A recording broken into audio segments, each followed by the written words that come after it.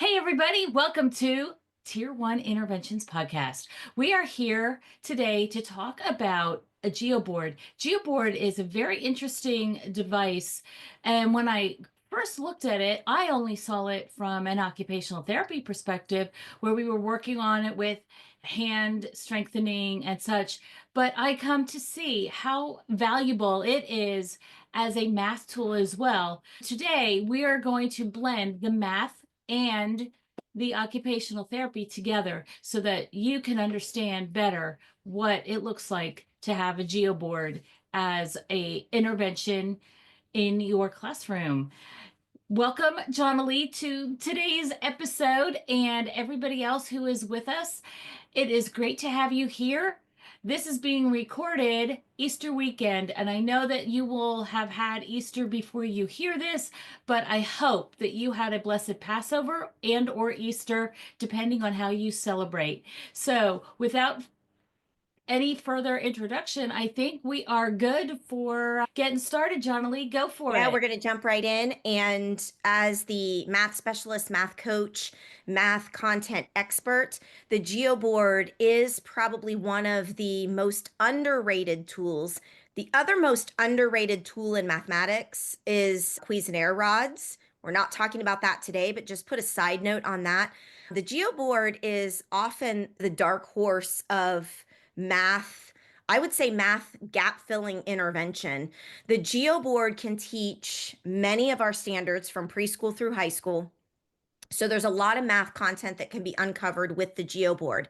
Today, we're going to present the Geo Board in about a dozen different ways. So I might say a dozen ways to use the Geo Board today. And as I do that, I'm going to be connecting each of our techniques and exercises with the math standards at each grade level and how the Geo Board connects. So we're going to look at this in terms of progressions, extensions, interventions, all using the Geo Board. I will say that Geo Board is one of our reference tasks.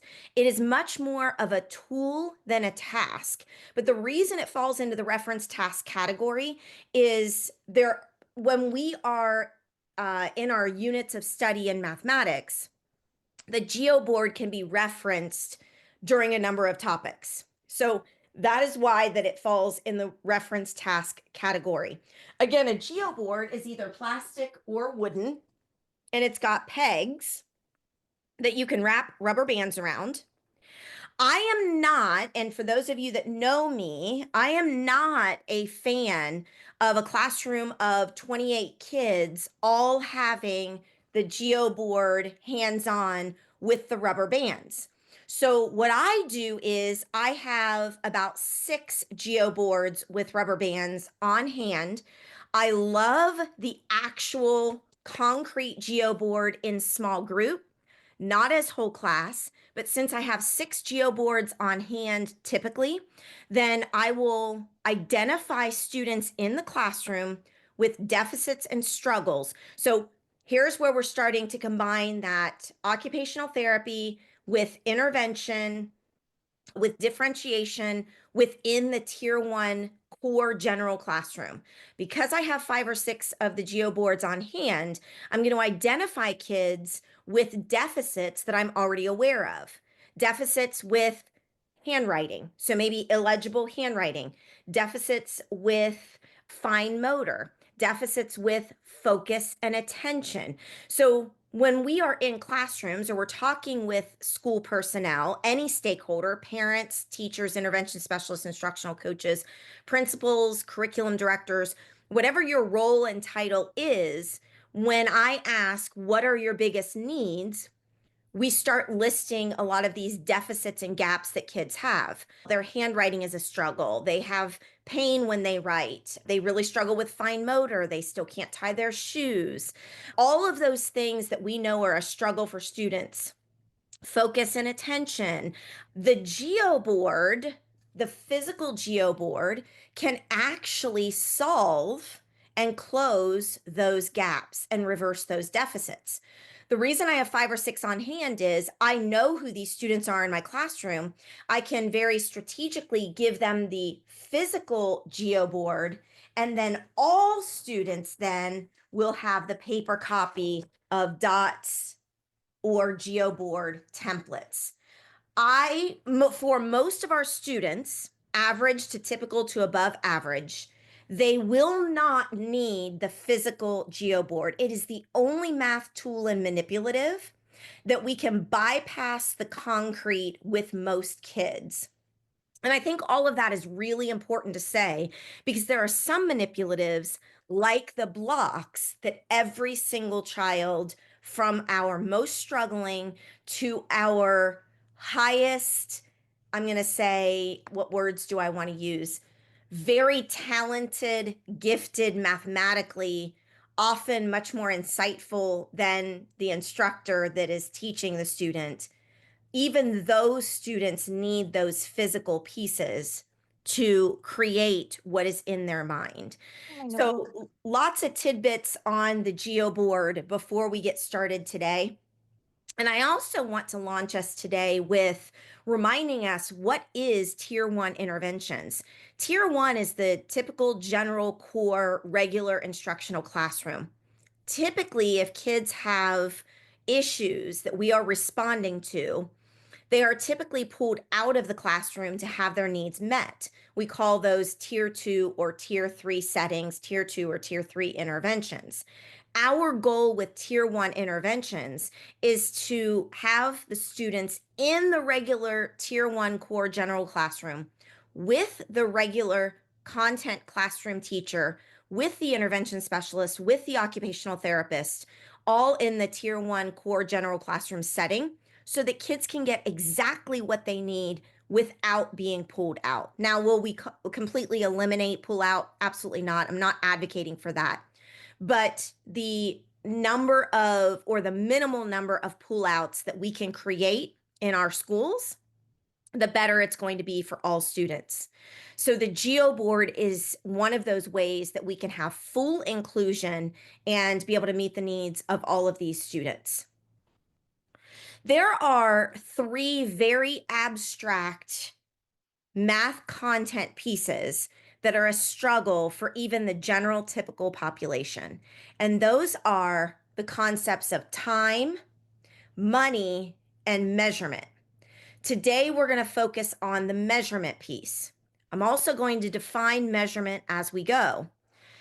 Measurement with a ruler, measurement with odd tools, measurement as far as repeated reasoning. So we're going to define measurement in a lot of different ways.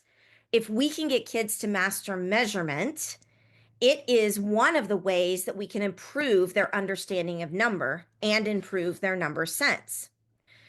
Also, when I ask classroom teachers and intervention specialists, what are some of the math content pieces that students most struggle with?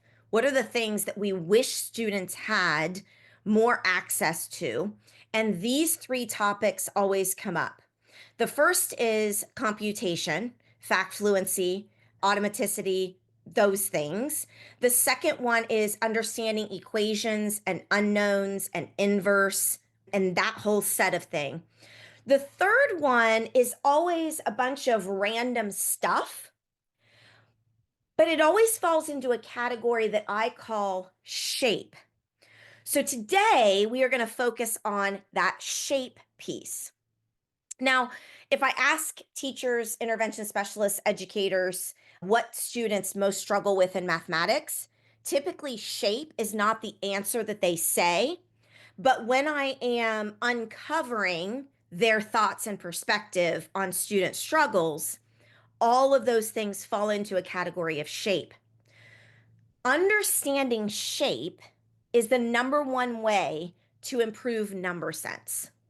Measurement is very much directly connected to shape and characteristics of shape. So I'm setting the stage today for all of the reasons that Geo Board is really the number one tool for not only closing math gaps, but also extending and increasing overall math achievement.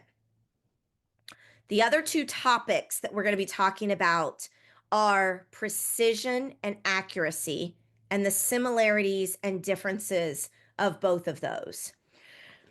Cheri and I think very differently about our fields. My field is the math education field. Cheri's field is the occupational therapy medical field.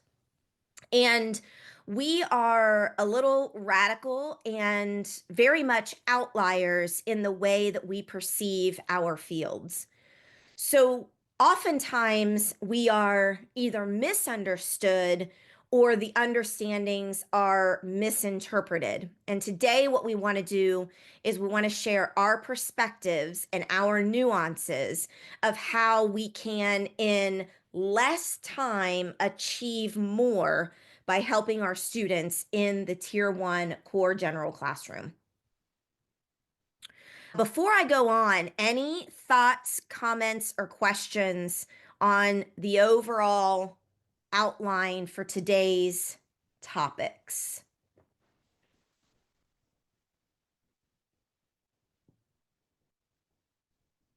I want us to remember the big highlights. We need kids to understand measurement, and our focus is measurement today. Measurement is very much connected to shape, and studying shape is the number one way to improve number sense. And then also, in order to create fewer gaps with math content and with non-academic issues kids are having, we're going to talk about this precision versus accuracy as well. Those are our big topics today, and every exercise, intervention, tool, and instructional facilitation is going to tie back to those exercises. I'm going to share with you the folder that's going to end up being the module in Tier 1 with Geo Board. There are a variety of audio lessons in the Tier 1 Interventions course module for Geo Board. I think there are 24 audio lessons of me teaching some aspect of Geo Board with every grade level. You can see grade 1, grade 2, grade 6, and a number of high school sessions as well with Geo Board. The lesson may not be specifically related to Geo Board, but it is related to measurement, shape, and precision and accuracy. What you're also going to have in the Tier 1 Interventions module is the standards, which I'm not going to pull that out of this because I have it saved elsewhere. I'm not even sharing with you my screen. I'm talking as if you can see everything I'm talking about. Come on, people. Here are the audio lessons I was just talking about. There's just a visual of the audio lessons. And I want to show you, and if you're listening to this podcast, the audio version, you're obviously not going to be seeing what's on my screen, and I'll be articulate enough that you'll get an understanding of what's here. But if you go to YouTube, Tier 1 Interventions podcast, you'll be able to see the screen as well as the audio. But what I'm showing now is all of the standards that are connected to the use of Geo Board from kindergarten through algebra. And I'm just going to scroll through this because I'm actually going to relate each of the exercises we do to the standards. But just as a visual, you can see all of the standards that we will accomplish today just by using the Geo Board tool.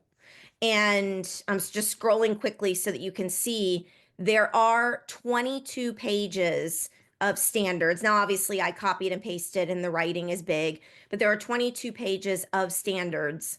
And the way that we're going to make these connections today is with a document called Geo Board Templates and Notes. And this is titled Geo Board Benefits, Academic and Non-Academic. And then there's a note on this document that you will have access to. See standards, because there are notes in the standards of these connections to Geo Board. And then also you have access to audio files that you can listen to that are me teaching actual students standards based on the Geo Board. The first set of standards I want to talk about are the mathematical practices, because this is where we can start connecting to some of our non-academic standards. There are certain mathematical practices that the Geo Board will lend itself to. Mathematical practice 4 is model with mathematics. We want the students to have the ability to see where math phenomenon occurs in the real world. And that is a visual, concrete experience, hence Geo Board. Mathematical practice number 5 is using appropriate tools strategically. Geo Board obviously is a physical tool. Dot paper is a semi-concrete representational tool. And grid paper is also another tool that we're going to talk about today. All of those tools allow for a hands-on, visual, sensory experience for kids. So not only are we going to be talking about the math content and standards today, and the non-academic interventions to help students increase their functioning and executive functioning skills, we are also going to be talking about how to increase students' habits and habits of mind with math tools, practices, and processes. When I talked about precision and accuracy, there is an actual mathematical practice, number 6, that is titled Attend to Precision.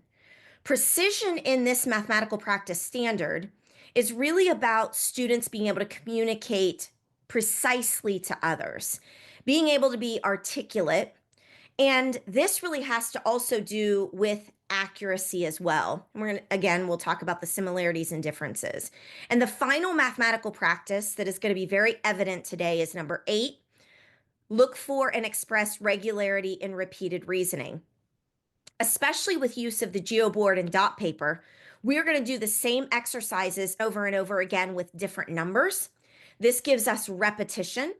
We also are going to be practicing in our classrooms spaced repetition, because I'm not going to be doing a Geo Board unit for 2 or 3 weeks straight. I'm going to be referring to and bringing in the Geo Board or dot paper tools during every unit that I teach mathematics, and referring to those sensory visual pieces to help understand the content in the new unit. So through this spaced practice and repeated reasoning techniques, students are going to be able to increase their precision and accuracy. And through repeated reasoning of our specific measurement and shape techniques, they're going to increase their number sense as well. On this notes document, I'm actually going to be using the document to draw the notes that I'm teaching today. I will save those drawings, and then you will have access to all of the notes and visuals that I'm creating as we speak today. Let me pause for just a moment. Any thoughts, comments, or questions? And I see in the comments, yeah, low scores in measurement across the board, because we typically will do like a measurement unit. And the other thing is, measurement is often very misunderstood. So a couple of things today is, number 1, how to embed this idea of measurement within the other all of the other content standards we teach, and not alone, but also reinventing the interpretation of what measurement actually is and looks like. Very good. Any other thoughts, comments, questions? I'm going to throw it in again from a different perspective, vertical versus horizontal. So like when you're teaching it on the board, and then they're seeing it on a desktop. So it's really hard to change the perspective. And I'm only saying that too because as an evaluator, when I show things, it's a little different than what the kids are seeing it. So let's talk about this in 2 different ways. The first thing, this is really fantastic. Teresa, the first thing you said was vertical, horizontal, and that is actually chunk number 1 today that I'm ready to dive into. But I'm thinking vertical, horizontal as far as measurement lines. You're thinking perspective of where the Where he's student seeing is it. seeing. So we're actually going to jump into chunk number 1 exercise and solution for deficits today, which I'm going to call dots and spaces. And with dots and spaces, the first technique we start with is measuring with vertical and horizontal lines. But before we get into chunk number 1, let's call this chunk number 0. Let's call this chunk number 0. Teresa and then Cheri, if you guys can give us a little bit of a behind the scenes glimpse of what is it, Teresa, that students are struggling with, and maybe what is it called, or what is your intervention that you use when we're always showing things in the classroom vertically, but the kids are sitting and looking at their desk horizontally? Can you both talk about that? We're going to call this chunk 0. Cheri? Absolutely. Our brains have several reflexes that automatically get triggered when we move our head. That the main one is vestibular. So a lot of teachers have heard that word, but really don't understand what it means. And I try to summarize it and make it as simple as possible. And basically, the vestibular system is trying to keep your head perpendicular to the ground. So when you're on a roller coaster, you're up, you're down, you're going around in circles, you might get upside down. When you get off of there, that first step or two, you feel wobbly. It's also the similar thing when you get off roller skates.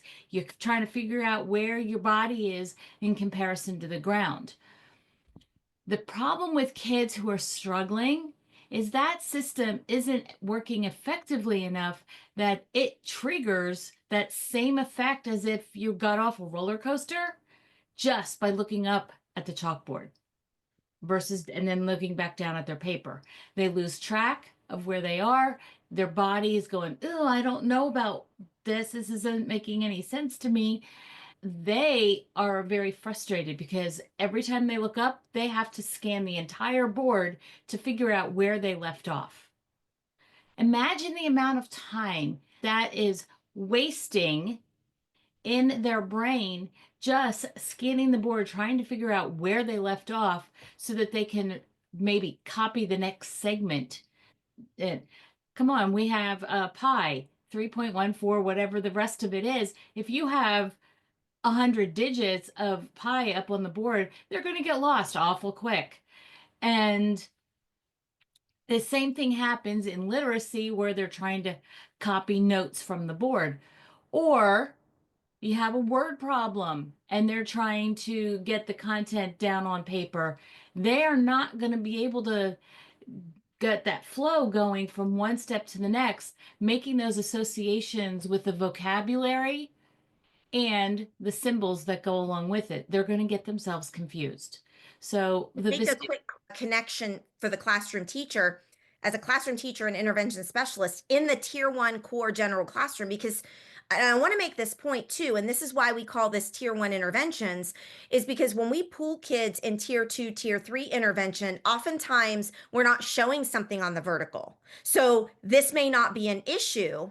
And so kids go back to the regular classroom, and then we wonder why they've done so well in small group pull out intervention. There's a lot of reasons, but then they go back to the tier 1 core general classroom. And this is why we do this podcast. This is why we do this course, because in the regular tier 1 general classroom, the facilitation practices are oftentimes very different than in small group. So number 1, the reason we're telling you this as a core classroom instructor is number 1, just awareness. So if students tend to be checked out or off task, or they're exhibiting some behaviors that are negative, this could be one of the reasons why. So number 1 is awareness, just understanding the looking up and down and up and down and trying to find the place is causing this quote unquote dizziness And so when we are feeling uncomfortable, what's going to happen is we're going to act out in some sort of negative behavior because we are frustrated and uncomfortable. So oftentimes when we're trying to treat behaviors in the classroom, it's actually much more associated to kids trying to attend and are unable to attend. So, number one, awareness. But number two, Cheri and Teresa, both, if you can talk to us about what do we do in the classroom then that is a quick intervention, very subtle, allows for differentiation, allows for those kids to get what they need if we're identifying that this is a struggle for them. I'm gonna also throw another wrench into this because Sherry did visual vestibular, but there's also visual. So if you have a visual tracking issue, you're also going to have difficulties. So vestibular and visual can be together and it also can be separate. So if you have visual tracking, it's the eyes that are the problem, not just the vestibular. So what you can do for these kinds of kids is give them a slant board if they need to be seeing things on that kind of an angle. It's just a matter of also giving them the time and also doing some remediation in these kinds of kids as well. So you work on, and the kids with the vestibular, you're gonna need them to be maybe standing to do some of these tasks as opposed to sitting, because they may be better off standing and not having to move their head as much. The kids with the visual tracking issues, you work on the visual tracking exercises to help them because they need it more so for the reading as well. So you do some of the box string kind of things. You have them look out and look back and things like that. But those kids may also benefit from an eye exam and see if they benefit from that and they've had visual tracking issues. But those kids can also use the slant board and things like that to put it on a different level. But I love a slant board right yeah, on the desk because right, they're looking forward. It's vertical to vertical and they can right. write. They don't need to worry And about it. it's very easy to do one, two, three of those in a classroom, and just Right. kids always have access to it. There's no reason that they can't. I love the next point. They just may need to stand. Boom. So, see, some of these things are very simple that we just don't think about as classroom teachers.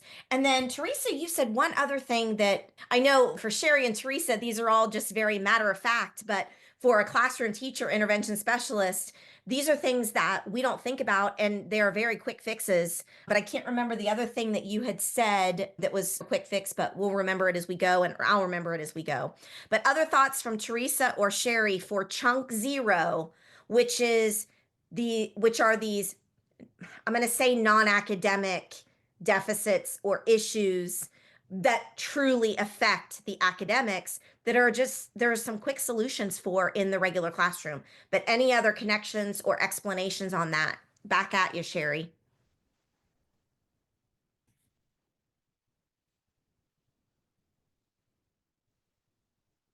Cheri, we need to hear you. She was on mute. I Here, let's was try that on again. mute. Back at you, Cheri. Alrighty then, let's do this better. Okay, so another thing that I think about is the before you start the instruction. I talk about this all the time, is that preparing the body for the movement. So it's almost like getting the head ready for the bobbing up and down, doing some exercises that are going to help the brain get started before you start the academics. So it's prepped and ready to go. Has anybody ever tried to, I'm going to just try to say that like simply, lift weights, like just even a 3-pound weight, doing like an elbow curl. The first one is, oh man. And then number 2 and number 3 are pretty easy. And then all of a sudden your muscles get fatigued and then they start to get hard again. It's just similar to that. So the exercise that I am going to suggest to you is the handstand flip. So I've talked about the handstand flip before, but for those of you who may not have heard this, if you are listening to the podcast, the audio file, you're going to want to go over to YouTube so that you can see more of what I'm going to have you do. Just a moment while I stand up, and I will try to get back a little bit further than my chair is going to allow. Wow, we rise up in the world, don't we? So here goes my head, because I want you to see my arms. There we are. So you're going to have your hands flat. They're going to be in full extension over your head. What you're trying to do is you're trying to squeeze your glutes together, squeeze your abdominal muscles together, keep your hands flat toward the ceiling. You'd be surprised how quickly kids are doing this with their hands because they don't have enough strength in the back of their arm to hold that position. One of the things that you can think about when you're doing this is you can prep the head then. Look at the ceiling, look at the floor, look at the ceiling, look at the floor, look at the ceiling, look at the floor. While you're holding your arms up over your head, you're squeezing your glutes, you're squeezing your abdominal muscles together to make yourself as small as possible around your core.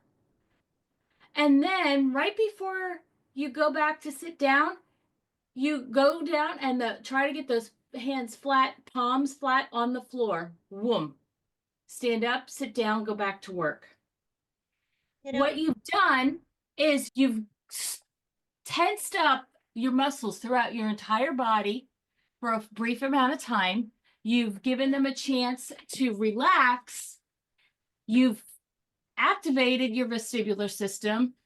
And then you gave yourself, by this going flat to the floor and standing up, you've given the muscles that you tightened up chance to relax and come back to it. But they're now prepped for movement. Teresa, were you going to add something? I was going to add the comment you made about children not being able to do some of these things. You would be truly amazed if I had an activity set up for the kids, and all they needed to do was move their arms in circular motions, following a pattern, and they, like, maybe 3 times into it, were like, "Oh, I'm so tired. Oh, my arms hurt." They just cannot maintain anything. They fatigue so quickly. And these are the kids that are outside running, kicking a ball, but when it comes to the upper body, they just fatigue so quickly. So it's amazing to see them even struggle to put their arms up.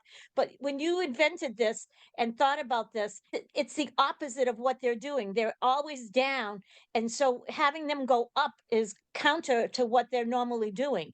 So having them go up is stretching those muscles in the opposite direction, and it is exactly what they need to be doing.